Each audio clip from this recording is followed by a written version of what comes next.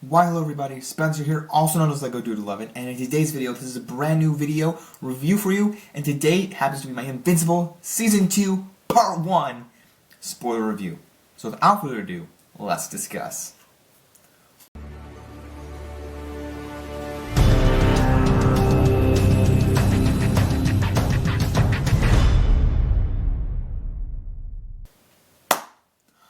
Alright, so kicking things off here, before I actually start my review, some housekeeping.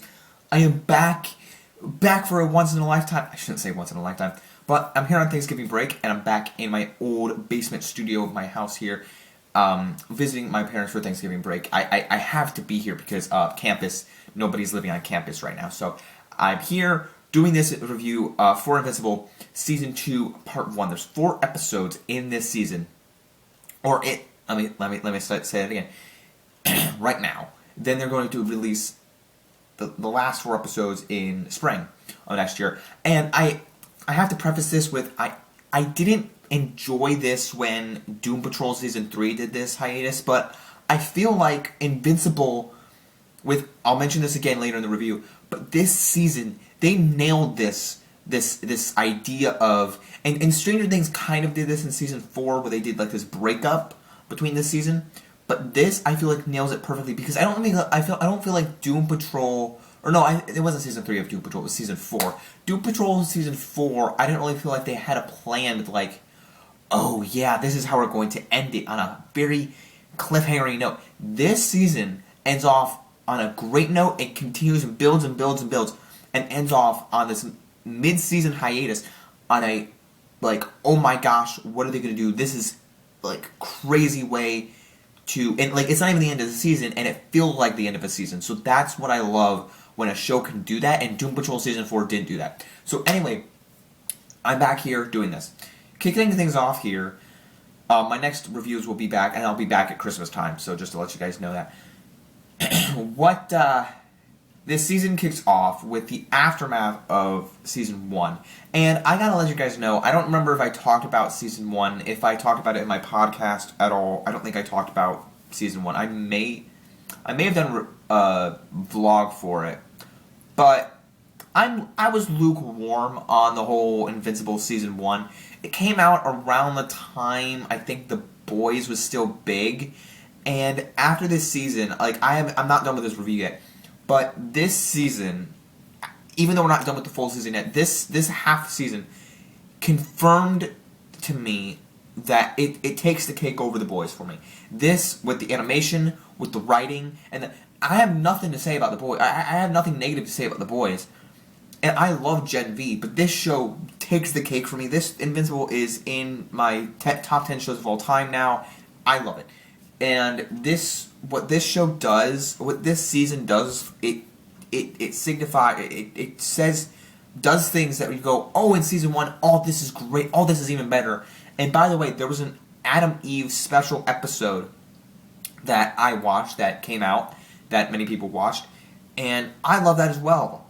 It explores the origin of Adam, the character of Adam Eve, and her,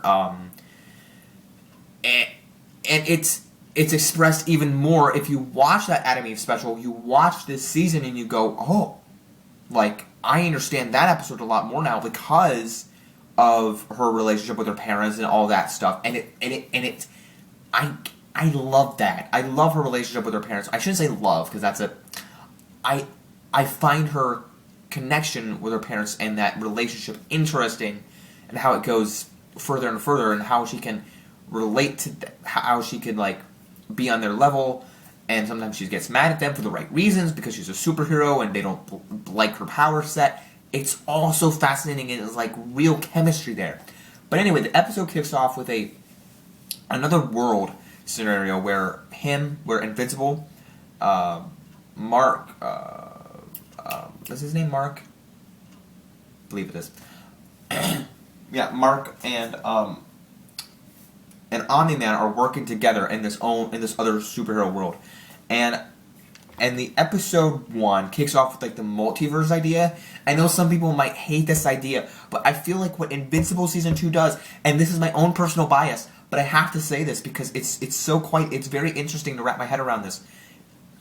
Invincible season 2, or just the show in general. I don't know if they're going to do it, but this world in general, the Invincible show, takes the concept and the world of the multiverse, where Marvel cannot seem to do it right. Even though I'm fascinated by it in Marvel, and I feel like Invincible season 2 does it much better.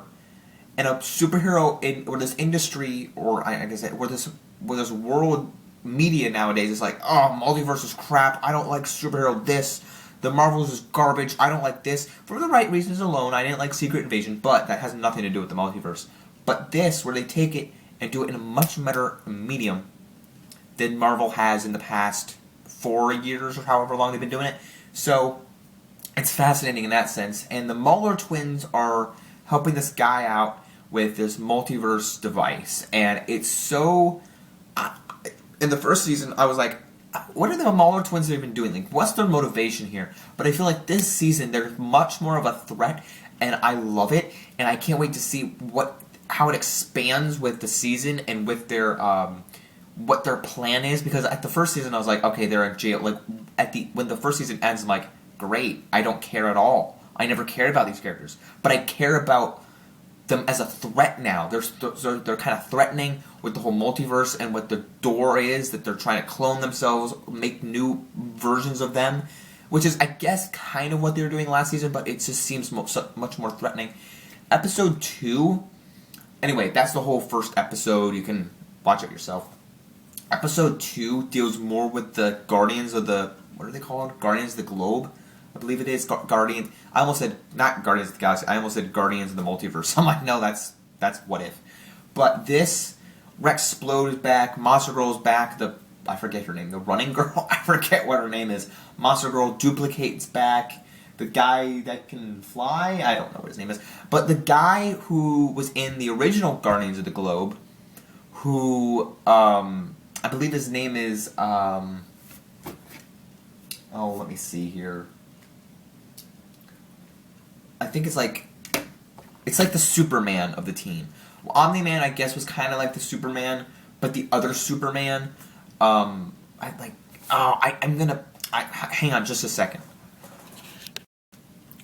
Sorry guys, the Immortal comes back. I was brain farting on his name. The Immortal comes back and works with the team, and there's a very awkward love triangle between Rex, Duplicate, and the Immortal. And I love how when Monster Girl overhears this conversation, you're like, is she listening or just on the treadmill? But the Immortal comes back, and I'm kind of confused as to how. I want to know, like, where he came from, because I was pretty sure he was dead, but I don't know. And then there's this plot line where this stretchy guy comes back, the alien that's like Martian Manhunter that looks like him, but he can stretch and stuff. He's back. His race, one of his kind, is back. And there's this guy voiced by Ben Schwartz, known as the Shapeshifter. I think his name's Shapeshifter, or something like that. And he's back. He's part of the Guardians of the Globe, and he's kind of comical, like the class clown of the group. I find it really cool that he's here.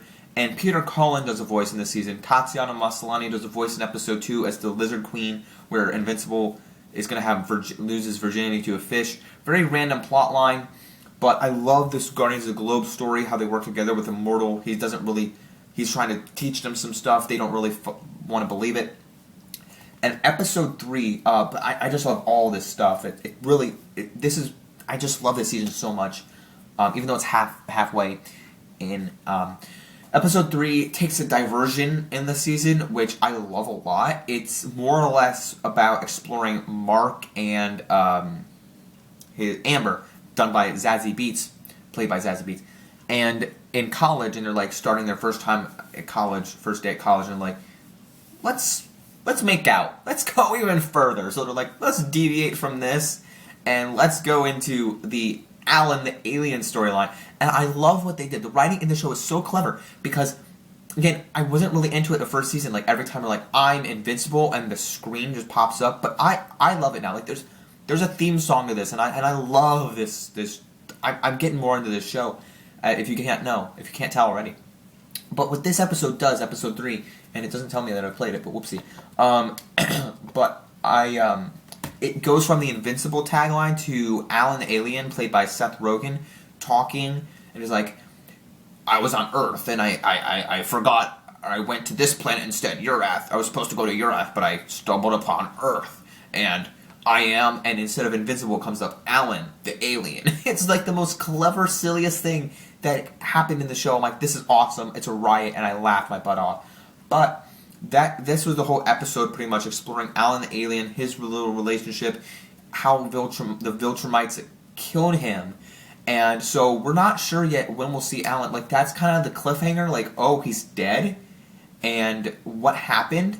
So I'm curious to see what happened. I can't remember what happened at the end of this episode. I think there was more with Debbie. It says Debbie, Mark's mom, struggles with more of the trauma from Omni-Man, who is Nolan, the dad of Mark, and on all of this. So I find it really interesting, the scenario with the mom, what she's going through, and Alan, what we're going to see with Alan, because we know he's in more of it talking to Invincible in the trailer, so I'm excited to see what the resolvement from that, why he's dead, or what happened to him, what happens to him.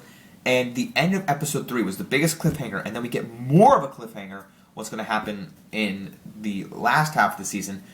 So this episode, we're brought in to Mark is reunited with his dad and Omni-Man. So we never saw him die, because I was like, oh my gosh, this is a big reveal, because I thought that Omni-Man flew into the sun. Like, if you remember in Eternals, Icarus flew into the sun, similar to that. But no, he didn't. He just flew away.